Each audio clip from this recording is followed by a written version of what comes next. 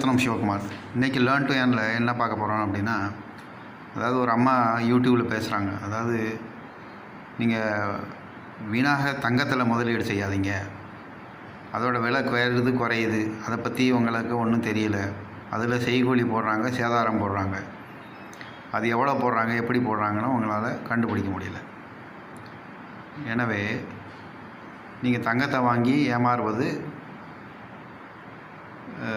அது உண்மையாகிவிட்டது.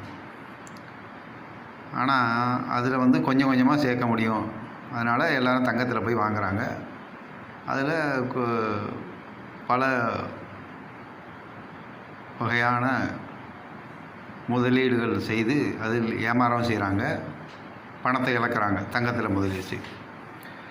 அந்த அம்மா யூடியூப்பில் என்ன சொல்கிறாங்க அப்படின்னா, தங்கத்தில் முதலீடு பண்ணாதீங்க, ஒரு நிலம் வாங்குங்க, அது பெருகும்னு சொல்கிறாங்க. நிலம் வாங்கினா கூட அது எவ்வளவு பெருகும் அப்படின்னா, அதாவது இடத்தை பொறுத்து 3% 4% அவ்வளோதான் பெருகும். அதே இது நீங்கள் ஒரு 100 ரூபாய்க்கோ 200 ரூபாய்க்கோ ஒரு மரம் வாங்கி வச்சிங்கன்னா, அதாவது ஒரு தென்னை மரம் வாங்கி வைக்கிறீங்கன்னு வச்சுக்கோங்க, அது 3 வருஷம் கழித்து அது ஆவரேஜாக, அதாவது யார் விவசாய கல்லூரியில் கேட்டிங்கன்னா கூட 300 காய்கள் கூட காய்க்கும் ஒரு மரம். அது இன்றைக்கி விலைக்கு 30 ரூபா. ஒரு மரம் 3 வருஷத்துக்கு அப்புறம் 300 ரூபா 30 ரூபா, 300 காய்கள் 30 ரூபாய்னா 9000. அதே இது நீங்கள் ஒரு 10 மரம் வச்சிங்கன்னா என்ன ஆகும்னு கணக்கு பண்ணி பாருங்கள். அதாவது இது நீங்கள் மியூச்சுவல் ஃபண்ட் மாதிரி வேறு யாரையும் டிபெண்ட் பண்ண தேவையில்லை, மார்க்கெட்டை பற்றி டிபெண்ட் பண்ண தேவையில்லை.